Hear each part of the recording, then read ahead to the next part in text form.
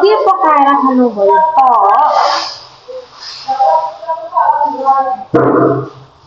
आज त broiler broiler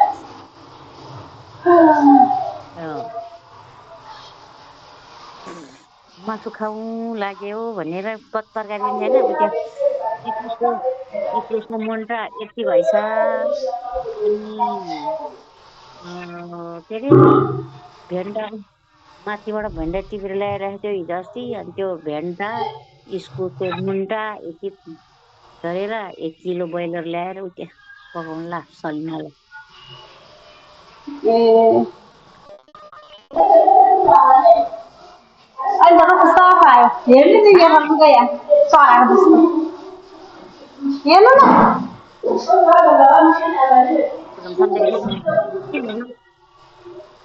आमा मेरो लुगा हेर्नु न भने